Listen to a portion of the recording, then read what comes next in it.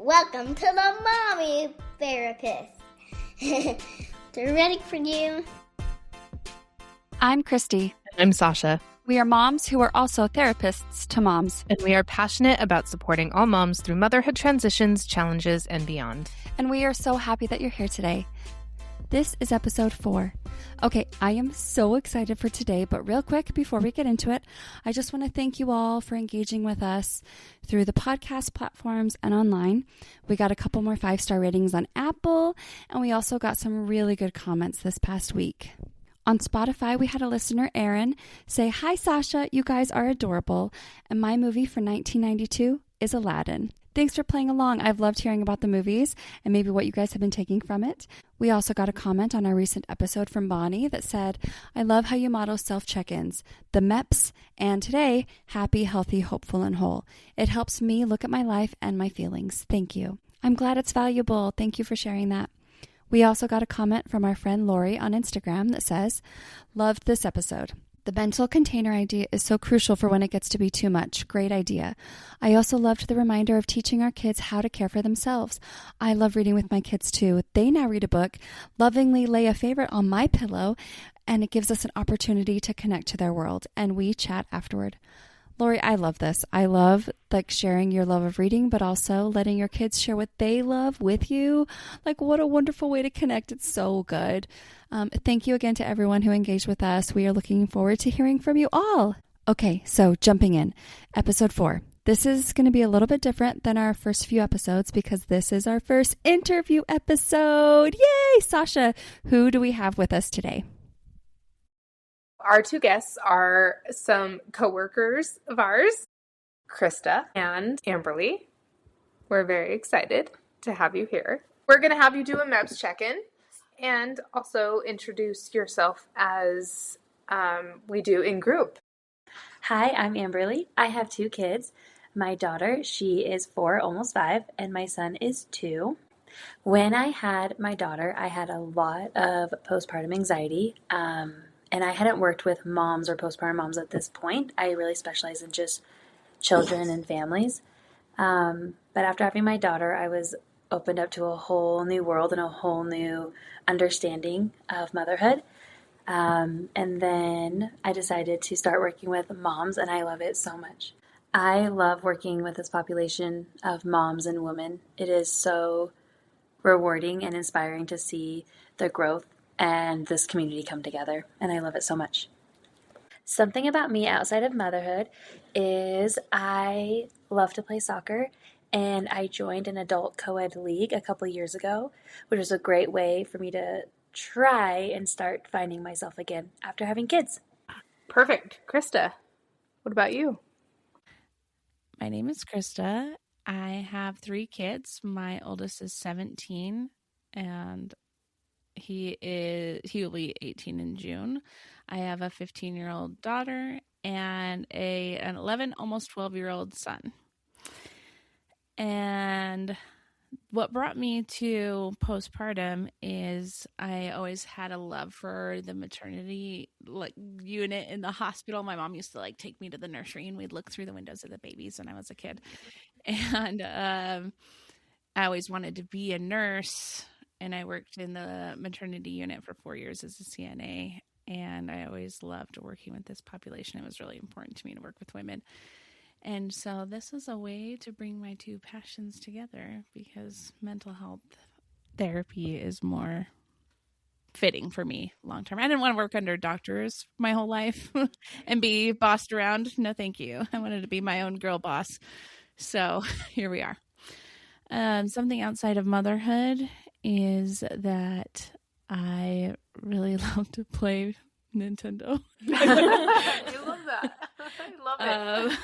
What I always use for group is I love to hammock in the mountains. I want to take up paddleboarding. I don't know. My kids are getting older where they don't need me anymore, and I've got to find more outside of motherhood anyway. So we'll talk more about that later, I think. Awesome. We are so happy to have you here with us in our makeshift studio today.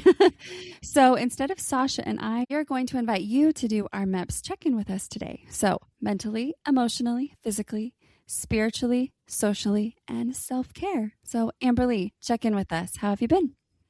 Okay, perfect. Mentally, a thought I'm having is, okay, well, something I talked about yesterday is I found my dream home. And so mentally, I've been thinking about that. That has been taking up a lot of my mental space. Emotionally, right now, I'm feeling pretty content. I'm feeling happy being with some friends. Physically, I'm feeling tired as far as like how my body's feeling. I feel like my lower back's hurting a little bit, but I'm sitting up straighter now for that. Spiritually, okay, so I feel like I found my dream home, and I feel like, so I've been praying a lot about it. Like more so I've been trying to figure out like, is this like a path I'm supposed to go on? And so spiritually I've been reflecting on like what are our desires, and like we make our own choices. So I've been reflecting on that and just like allowing my higher power to support me in however I need. Whether it's having my dream home or not. I don't even know. I love that. I feel like we can all relate to that. Wanting something we're not sure about and leaning on our higher power to help guide us. Yes. Yeah. Yes. And also knowing that we have our own autonomy and we can do whatever we want. So yeah. So that's been my big spiritual experience this week for sure. Socially, well, I do play soccer every Friday night. I'm not playing tonight though, because I'm here, which is even better.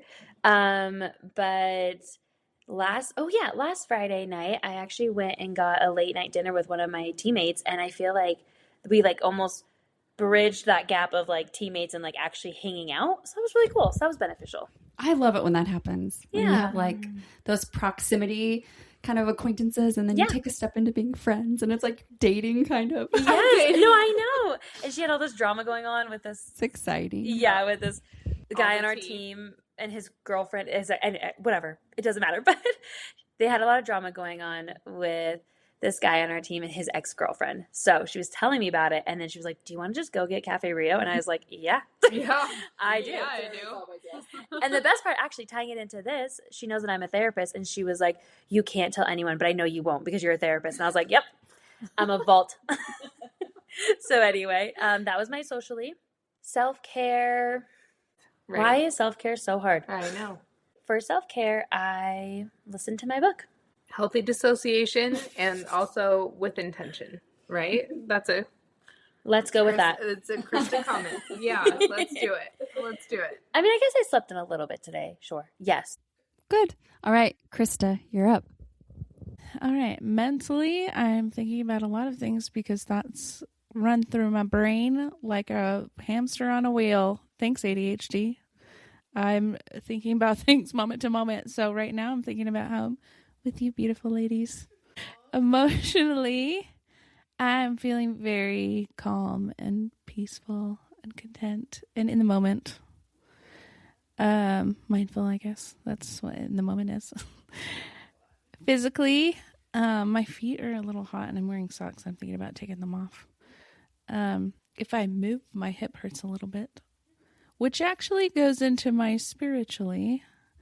I have been paying attention a lot to what's going on in my body and paying attention to the different signals that it's sending me. And I had a realization this morning. I have hip pain in my glute min.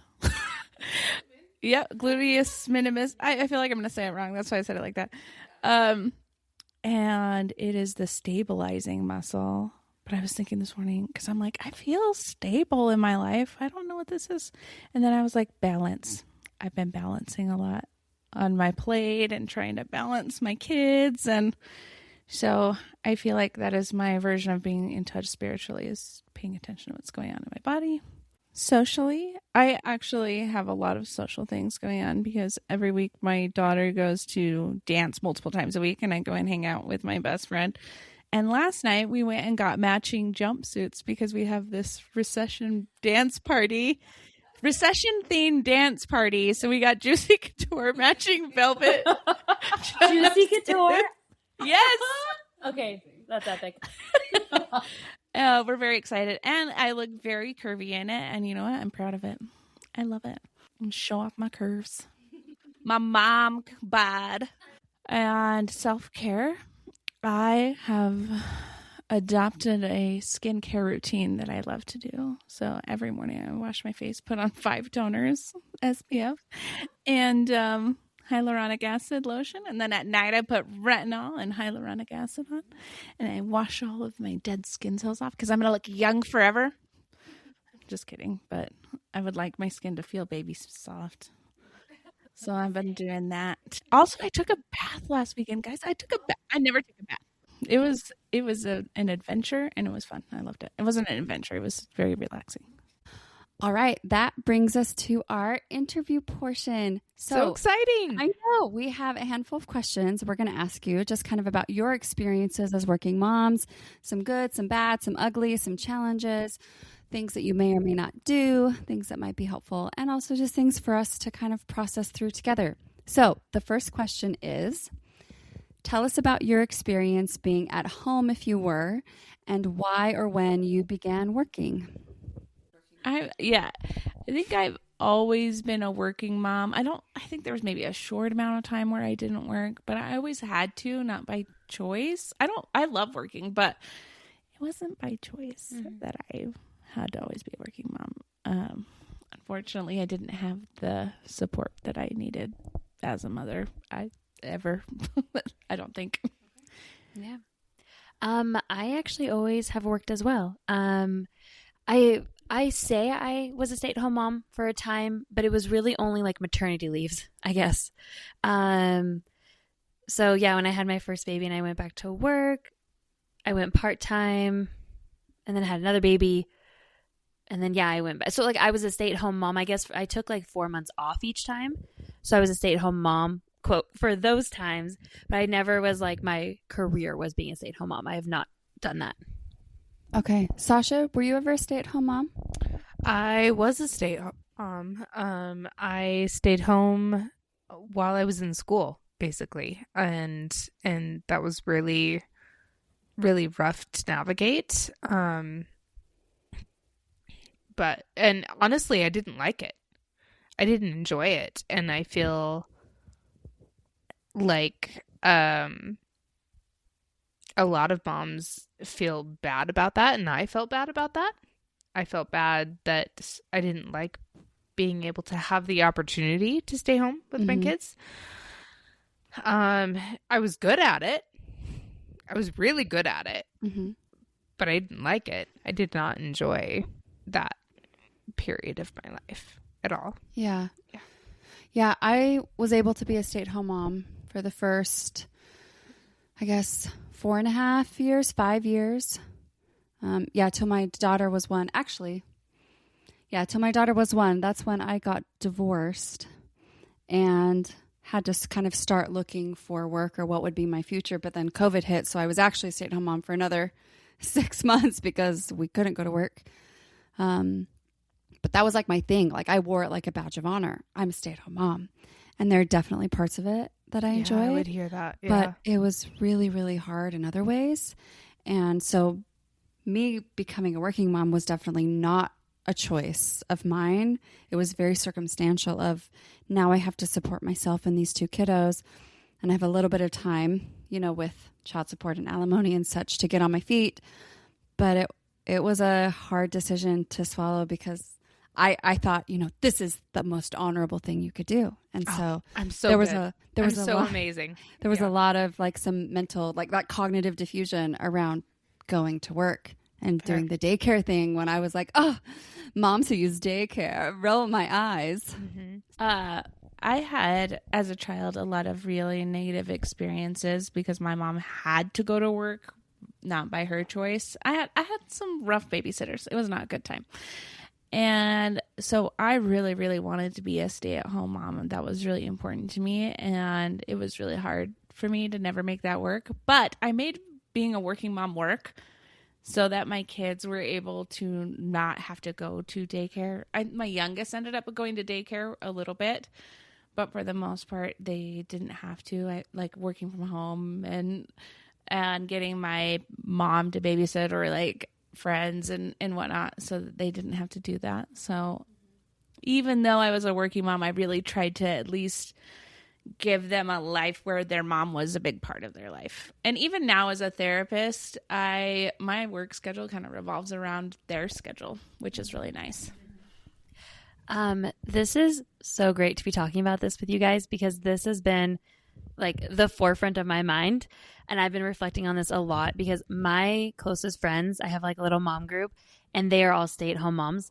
And it has been really interesting. I've been reflecting over this last year of like, why am I working? Like, what do I want to do? Why am I the quote career mom?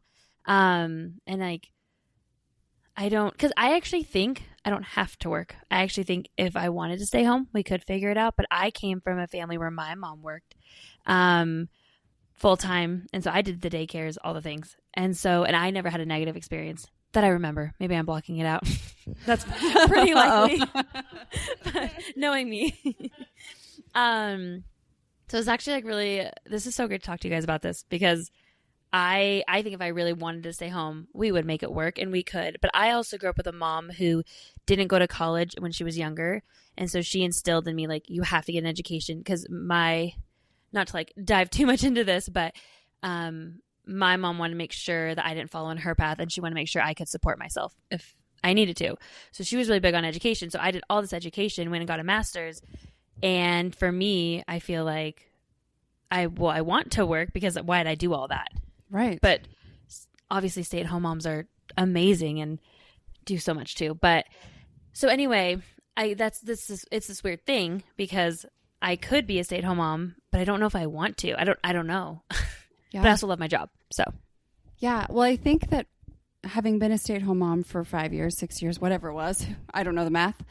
There were definitely certain parts of it that filled my bucket, and certain aspects of it that brought me joy and satisfaction. But there were also things that I felt so bored with, and the mundane, the everyday, that I'm just sitting with an 18-month-old, with a 2-year-old, which honestly drove me to make a wonderful village of mom friends, Right. because I needed those adults in my life. But there's a different level of satisfaction, or a different kind of satisfaction, when you're working, and when you really feel satisfied with your career and the things that you're doing, the way you're applying your skills and your talents. Specifically in our careers, being able to help people and apply your both positive and negative experiences to someone else, and maybe give them a little bit of hope or comfort or something. It's so powerful. And I wonder if that's just part, like this introvert, extrovert, like what gives you energy versus what takes your energy. And I kind of wonder if that's also like a mom thing. Like, some people being with their children gives them so much energy and joy, and some of us, it drains us so quick. And so maybe that's something to think about too, of like, just who are you, and where does your satisfaction and joy come from? Or maybe there's a balance there, right? Yeah. I just wanted to add, I am not a little kid mom. I'm a big kid mom. I did not like the little kid phase. I really struggled with it. And I think it's important to normalize that we're like, oh, when they're little, they're only little for a little while. And I'm like, I don't miss that at all. I love having big kids. And so when you were talking about being like invigorated by motherhood, I'm like, now, but when they were little, it was exhausting and it was hard and I hated it. yes. I mean, I didn't admit that I hated it then, but looking back, I'm like, ugh. Yeah. Yeah. Oh, thank you so much for saying that, because that is so validating. I just wanted to say that I feel like, because I literally have been reflecting on this so much recently, you guys, what I've come to the realization of is it is hard no matter what, because I am working all day. We pick up the kids from daycare. Me and all my personalities, all of us pick up the kids from daycare, go home, make dinner. My daughter's enrolled in this like online preschool. So we do the online preschool, make dinner, eat dinner, get ready for bed, go to bed. And that's it. Right. And I feel like I have been so burnt out, but then we're so short with them, because like, by the way, when I say we, I actually mean me and my husband is actually I'm referring to. All the personalities are there too though. But I feel like we're just so short with them, and I was like losing my temper so easily. But then I was like, if I was a stay-at-home mom, I would still lose my temper because I'd be with them all day long, and you lose your tolerance as well. So I think it's hard no matter what. Yeah, I've definitely heard and used the phrase of pick your hard. So anything you do will have its challenges, and anything you do will have its benefits and its drawbacks. And honestly, it always just goes back to your values, right? What do you value most? What are your priorities? And I think that that's where you will at least feel like it was a good choice. I don't think there's a right or wrong, but I do think there are different levels of good for each person, right? For sure. This is good. This is good stuff, guys. I love it. Next question. Do you have a moment that comes to mind when motherhood felt especially heavy, and what helped you get through it? Has motherhood ever felt light? Especially heavy. No, actually, I have a lot of fun with my kids. We have a lot of lighthearted moments. A lot of it. We have a pretty peaceful house, but yeah, there's a lot of heaviness. I'm a single mom, so I went through a divorce, and it was a rough time. And that's all I'm going to say about it. It was a rough time, and it was very difficult for my kids, and I've had to help them process through a lot of their trauma as it unfolds, which is especially difficult. It's especially hard actually being a therapist and watching your kids go through these things, because I know too much, and I'm like, this is going to become their inner voice if they don't, but something that my old therapist told me was that trauma is anything that they can't make sense of at the time. So if you can't make sense of it, you don't have an adult there to help you talk through it, then you will internalize it, and it will become part of your nervous system responses. And that gave me a lot of peace. So yes, I've been through a lot of heavy moments. Also, having a teenage daughter. Enough said. It's a rough time. It's a rough time. Middle school is hard. Their brain is developing and changing, and they're going through this shift into where almost I have 4 of them, so thank you. They shift into a hyper awareness of what other people are thinking, and the fact that other people have different thoughts than them, that they become really insecure, and they have their bodies are changing, and it's a rough time. So having a teenage girl is rough too. So what's helping you deal with those things? Understanding what goes on biologically, psychologically, neurologically, it really helps, because when when my daughter says, I love her so much, but she is, every single woman that I have met is like, oh, I was like that when I was a teenager. We all have gone through this. Understanding that she is developmentally normal, that's what helps me. Just being like, yeah, she said something unhinged. That's funny. Or I'm the most cringe in the whole world, and that's fine. I remember I hated my mom when I was a teenager. I was like, ugh, everything about you is ugh. And now she's my best friend. So I'm like, okay, she'll come around. It's fine. So, there's a lot of moments of motherhood that have been heavy. But just a couple weeks ago, it was actually my birthday. And I had a full-on meltdown on my birthday. My daughter was sick the week before. And I don't know what it was, but she was fine. She was sick, but she wasn't she was just lethargic, right? And she got better, you guys, and became a terror. I don't know what happened. She was screaming, melting down, the sass, and so yeah, she's only 4, you guys. So the week after she was better, I guess, was just awful. And then it was the week of my birthday, and then she was so mean. She really was really mean. And we were having meltdowns almost every moment. She went to daycare, thank God, because I don't know if I could have been at home with her. So she was at daycare all day and then would come home, and then the 2 hours we had with her were just awful. Anyway, so that was heavy, because then it was my birthday, and then she was particularly mean that day. And so I kind of like what you said, Krista, of just knowing it's normal really does help, because I'm like, okay, her brain is under construction. Her brain is underdeveloped. I love that idea. Her brain is under construction. Yes. Men at work. Yes, exactly. So, but that was really heavy because I laid in my bed for a very long time because I didn't want to. I felt like if I stayed with her in that moment, it wouldn't have ended well. And she was in a mood, and I was like, you know what? I'm going in my room. And it was my birthday, and my husband was working. And when he got home, he took over. But anyway, that was really heavy. And I do remember a time when I was pregnant with my second. I had a couple losses before that, and so I'm wondering if that played into it, like when I look back.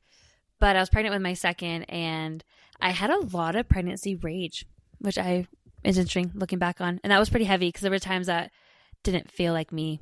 So it was interesting. But I know we talk about postpartum rage a lot, but that pregnancy rage was interesting. I agree. I feel like all of these moments are so heavy, and we beat ourselves up really, really, really hard for all of it. That just reminded me. So the father of my children has a mental illness, and that he had a few episodes of it, and it was really, really difficult. And I remember one time distinctly, my son was, I think he was 8 or 10 at the time. There was one day when he had this meltdown, and he was like, maybe you have the same mental illness as Dad. And I was like, wait, let me just explain to you what's going on psychologically. And I just really broke it down in a really simple, easy way to understand. And just to see that understanding click in his little mind of like, oh, that's what's going on. And so I ended up making a children's book about it just to help other kids understand what was going on in their parents' brain when they have something going on that's not, I mean, it's not my ex-husband's fault that he had that. But that just was another really heavy moment. Thank you for bringing that up. I think that as moms and working moms, it's really hard to deal with those struggles with our partners or co-parent, because they should be our number one support person, right? To help us take care of our kids. And sometimes they are not. And having gone through a divorce too, I feel like that's kind of maybe the heaviest experience I've gone through, just knowing this is something that will affect my children their whole lives. And now I'm making it harder for both me and their dad to manage, because I'm not just at home able to do all of the things. So now all of our work schedules have to adjust, and someone's not going to be there sometimes or half the time. And it's a hard struggle when we have to co-parent, especially when our co-parents are maybe not as present or as available or as capable as we need them to be. So that's a heavy thing for sure. No, I love that. And I think I love that for the group dynamic that we have here, is that we all have different age groups going on and different family dynamics going on. We have blended families, we have divorced families, we have young families, we have we're a beautiful bouquet. We are. I think we represent the aspects of what people are dealing with. Yeah. And I think it's important to have those people in your corner too to learn from. Yeah. Right? Because one size does not fit all, and it shouldn't, and it doesn't need to. No, I agree with that for sure. All right. Next question. What is one boundary you've learned to set either at work or at home that's actually made a real difference? What are boundaries? Just kidding. What? Okay, well, when I was in grad school, I remember they talked about that they would imagine, it was like one professor, they were talking about how like they would imagine a stop sign when they would, like, it was a stop sign near their office where they'd go into work, they'd see clients. And so every morning they'd imagine picking up their clients at the stop sign, going into work. When they leave, they'd imagine all the clients leaving. And as like a grad student, I'm like, oh, I love that. Yes, totally. My clients will never come home with me. No, they're all there in my head all the time. They're home. Living there rent free.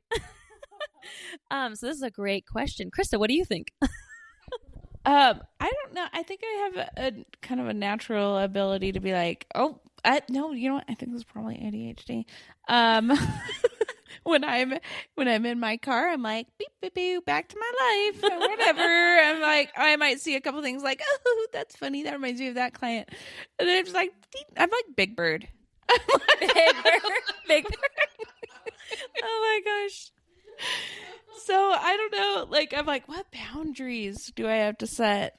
Krista, I think you mentioned just a minute ago that you have a boundary around your work hours so that you can be there for your kids to take them and drop them and go to dances and things like that, right? I do. Yeah, I have teen clients that want to be seen after school, and I'm like, I'm sorry. My kids come first, so they have to. I work around their schedule, and I am lucky enough to have parents that are retired, and they can help a little bit here and there, but I try not to overutilize that. I do have a boundary, I guess. So where I used to work before this company, we had a Google Voice phone number, and we were in charge of connecting with our clients and contacting them. So if they had to cancel, they'd call us. And I know now some therapists still will do that with their clients, or they'll connect with them on a different number or something, or a different platform. But when I came to this job or this company, I did not do that. I got rid of the Google Voice phone number because it was a boundary I was not maintaining, and I was responding to people after hours. And I don't know, and I feel bad because nowadays, I do have an email, clients can email, but I don't have a number anyone can text me at. And I'm very I feel like maybe rigid is not the right word, but I'm very much call the office, because I love that. I was not maintaining it well, and it just was weighing on me too much. So yeah. I have sort of a boundary with myself where I'm not going to feel guilty if I don't respond. I'll respond if I feel like it, or if it's if I am able to. I allow myself that grace, and I also am understanding of other people if they don't text back right away. Okay, the big one. How do you handle guilt? Whether it's about work, parenting, or taking time for yourself, we all have it. We all have it because we have to compromise the things that we want, the things that we value for other things. So, Krista, and I will talk about this in another episode, but yes, we want to know from you two. Yes. How do you handle it? I love talking about guilt. I love having guilt. No, I'm just kidding. I love it. I think we should wait for your other episode to come out, and then we'll answer. Well, I think it's important to separate guilt and shame too. Yes. So guilt is, scrape your knee, you're going to rub it. Ow, that hurts. I don't like that. And then if you keep rubbing it, it's never going to heal. Mm-hmm. The keep rubbing it is the shame. So guilt is ugh, I don't like that. Ugh. So guilt is not a bad thing in my mind. It's kind of it tells me where my boundaries with myself are at, or where my values are. Every once in a while something will creep in I'm failing my kids. I'm not doing a good enough job because they're almost, my son's graduating high school. I'm like, did I even take him to Disneyland enough? No, I'm just kidding. He only went once, by the way. Those kinds of things will creep in, and then I will question myself. And the way that I handle that is I call my mom, and she tells me I'm perfect. Thanks, Mom. I don't know how you do it. You do. You're so amazing. And you know what? It helps. So you reach out to others for support. Yes. Yes. But my mom will always tell me I'm amazing.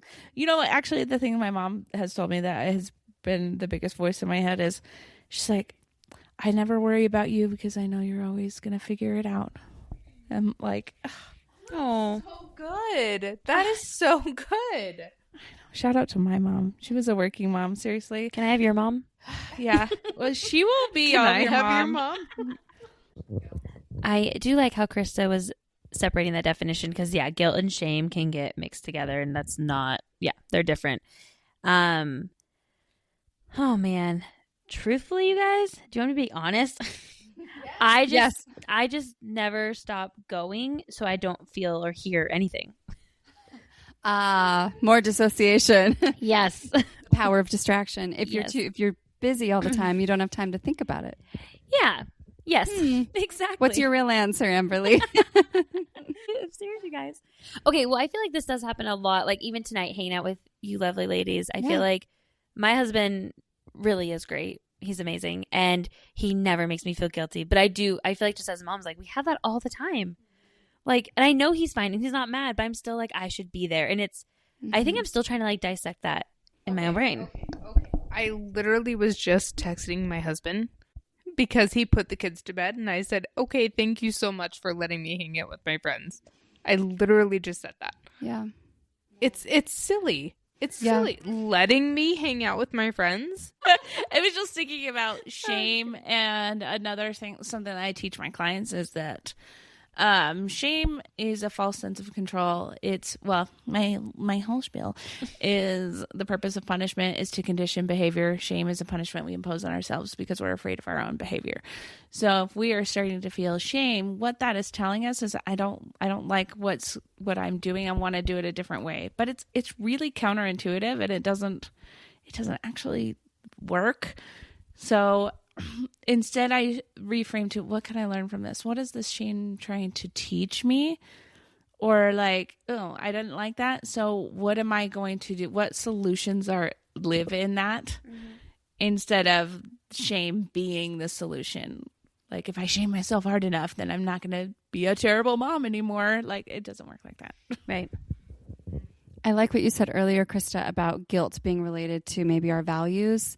Like, I did something, I made a mistake, and because it doesn't align with my values, now I've got some guilt, which means maybe I need to change something. And I feel like that really relates to not only just like your values that you've chosen, you know where I'm going, but those core values that we've inherited from watching our parents or our culture or our religion or whatever it is. So even like earlier tonight, I was having the same, conversation with my husband of like, I haven't been home all day and now I'm spending time with my friends and I haven't seen you. And he was like, go for it. Like, this is wonderful. These are all good things. Right. And I kind of was like, why is it so uncomfortable for me to take time for myself? And it's like, oh, if you don't spend enough time with your kids and with your husband, then it's going to go sour. Something's going to be wrong. And that's not actually what I believe, but it's like something that I'm carrying with me. And when you're in a healthy relationship, you learn to kind of challenge that, right? Mm-hmm. Because they're there to say, like your husband, Sasha, and your husband, Amberli, and my husband going, have fun. Go. Please go. Mm-hmm. I even looked at him and I was like, I don't know if I should do this regularly, though. And he was like, I spend time with my friends one night a week. And I was like, I know. And he's like, do you feel bad about that? And I was like, well, I kind of like having a night to myself. And he just looked at me and I was like, oh, you would also like a night to yourself. Okay, that makes me feel less guilty because now I'm not taking something from him. I'm giving him something and I can deal with that. Mm-hmm. I do remember when, because I've been in therapy for several years, and I feel like I remember when I had my first baby and going through the postpartum stuff, my therapist would always be like, she would always like, as we're exploring things, she would always be like, do you feel like a bad mom? Like that was like kind of like how she was helping me process things. And I was always like, no. I was like, I don't think I'm a bad mom. But I think like, I think I did think that, I just wasn't connecting to it. You know what I mean? Like, I think I was worried about it, but I wasn't like connecting to like, because if I admit that I think that I was a bad mom, then I have to like deal with it. I don't know. Right. Does that even make sense? Yes. Avoidance, classic avoidance. You were looking at the textbook of it right here. It's so cute. I feel guilty ever, guys. Avoidance is so cute. What is the most common thought is that I'm a bad mom. Why do we do that? Why do we do that, friends? Because we have really high expectations of ourselves, right? I feel like we're taught to have them. Are kids happy, healthy, hopeful, and whole? You sure hope so. Yeah. That's what we're aiming for, right? Yeah. Right? We'll see. We'll see when they're adults. All right. Next question. What is something that you wish more people understood about being a working mom? Oh, I have one. I feel like one thing I want people to understand is that it's hard no matter what I said earlier.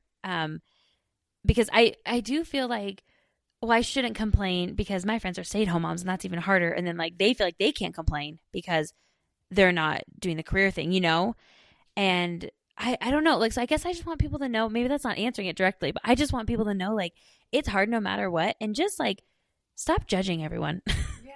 Just like have compassion and just like let people be and let them do their thing. And however they need to show up, let it be. I think there's just so much value to both being a stay-at-home mom and a working mom that there's not one is better than the other. Something that comes to mind is I feel like I've come across the assumption that if you value your career and your job, that you somehow love your kids less or you love being a mom less. And I just, for the record, want to say that is absolutely not true. Like, I value every moment I get with my kids as much as I can. And I also have noticed, having had the experience of being a stay-at-home mom and being with them 24/7 and being a career mom, I am a better mom as a working mom because I'm not running on fumes every day.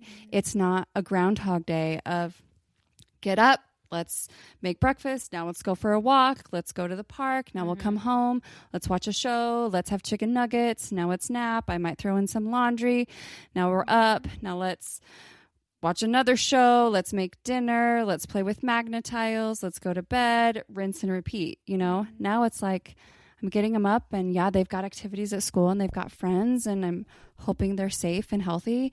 And then I pick them up and we've got this or we've got that. And because I have fewer hours with them, I'm coming to them with more mom energy, with more intention of I've got 4 hours with you. Let's do something fun. Let me be present with you instead of let me just be on my phone or go to the park and hope that there's other kids there for you to play with because I just need a break from you. And so I feel like I'm a better mom because of it, not a worse mom. And sometimes I feel like that might be part of the assumption, you know? Yeah. And I feel like I'm running on fumes now as the working mom, the career mom. Like, because I feel like I get home and we're just tired. Like, I don't have it in me. You know, I think maybe it is just partially being a therapist too, you know, but it's hard no matter what. Yeah. For me, I feel like it uses a different part of my brain. Yeah. So like my mom brain is different than my therapist brain. So it's like my mom brain, it's, you know how you have a pocket for dessert? So like when I'm all full of dinner, I'm all full of working, I've still got space to be a mom, you know? Yeah. Most of the I time. love that. Let's hope. Unless you're totally emotionally dysregulated from a hard day of trauma processing. Right. Yeah. But I love what you said. I agree. I think that is something that I've tried to explore because I feel like it is like, oh, if I love my career, then I don't love my children, right? And I love that you brought that up because I think that's real. Okay, last question. If you could speak directly to a working mom who feels like she's failing right now, what would you want her to hear? Look at the example that you are being to your kids. That's what I would want them to know. You are showing, look at what, if you have a daughter, look at what you're showing her that she is capable of doing as a woman. That's amazing. Yeah. The Bluey episode just comes to mind. Like, you're doing, I know, I cry every single time. It's called Baby Race, and it's when Bluey's learning to walk, and the mom is retelling the story. And this other dog mom tells Chili, there's something you need to know. You're doing great. And that's what I want any working moms out there, any mom out there, I guess, to know. But yeah. And it makes me cry every time. And then at the very, very end of the episode, when Bluey learns to walk, and then they were like, why did you decide to walk in the kitchen? And then Bingo goes, maybe you saw something you wanted. And she's walking to her mom. And I cry every time, even retelling you guys. I cry every time. Anyway. Oh, man. Everyone go watch that episode. Baby Race, Bluey. Yes. But I just want, that's all I want anyone to know. That you're doing great. And just do your best and show up as you can. And if you make mistakes, that's okay. Because the real relationship building happens in the repair. Yes, it does. Yes. I feel like I'm tearing up, you guys. Can we watch it? Can we watch that episode right now? Sasha, what would you tell a working mom who feels like she's failing? That showing your children how to be a parent and how to be responsible is not only okay, but a good example, because that's what they want. Does that make sense? Like, what do you want as a human? Does that make sense? Yeah. You want to be taken care of. Yeah. You want to be taken care of. You want to take care of yourself. You want to be a productive member of society. The values that I've been trying to instill in my kids. if you're listening to this and your kids are not perfect, amazing, beautiful, you are not alone. And especially if you have teenagers that are figuring out their own life and say dumb things, they're not inspired by your working momness. Just know you're not alone. That's what I wanted to say as well. I wanted to say that if there's a working mom out there that is struggling and feels like they're failing, I want them to know that we see you, and that you're not alone. And something that I'm working on that I would want other moms to know is that you can't do it all. And that's okay. It's okay to not be perfect. Mm-hmm. Yeah, I feel like the biggest adjustment I've made since being a full-time working mom is that it really is quality over quantity. And that you don't have to be with your child every minute to be a good parent. But the minutes you do have, use them wisely. Capitalize on them. Be present. Try to do your best to show up as best you can in the time that you do have with them. The relationship is in the repair, as Krista and Amberli already mentioned. You know, those moments when you make mistakes, when you aren't able to be with them, when you miss out on something, make sure they know that you're sorry and that they're important. I think that's the thing. That's the thing to focus on. Not doing it all, but doing it well with what you have. Yeah, I agree. It's also okay if you hate this phase of life. Like, I just need everyone to know that, and I need everyone to feel heard and seen on that. And Krista said that earlier with, like, she did not like the younger years, and I am struggling through them for sure. I'm terrified for teenage years, to be honest. So thank you. You're going to be a big kid, Mom. Thank you. But like, I just feel like you said this earlier, Krista. So I'm full circling this podcast. You ready? Because Krista said earlier, like, she'd not love that phase. And I think, and yes, I do think you're going to miss them. Like, you're going to miss that time. I get it. Because like, they're not going to be young forever. They're not going to be little forever. But I think it's also okay if you hate this time and if you hate working but you hate being at home. It's okay.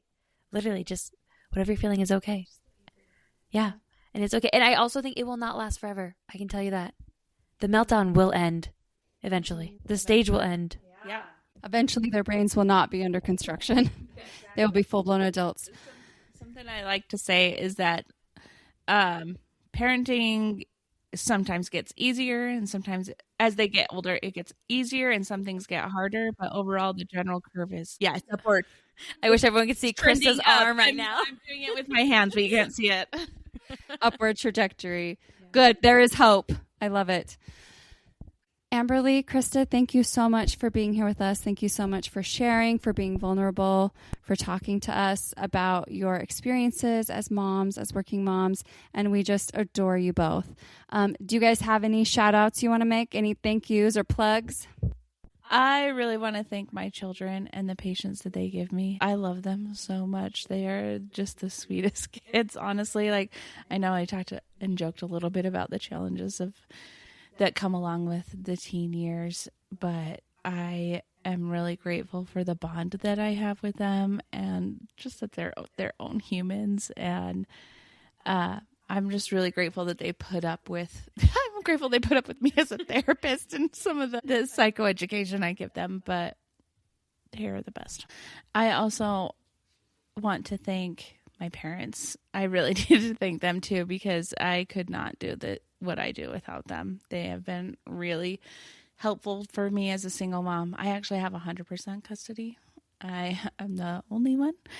And so I'm really, really grateful for them. Okay, well, I want to thank my kids because I do love them, and I've grown in so many ways since becoming a mom. They're little, so they're not going to hear this, but maybe one day. But I also just want to shout out to my village, which is full of actually a lot of friendships and you lovely ladies.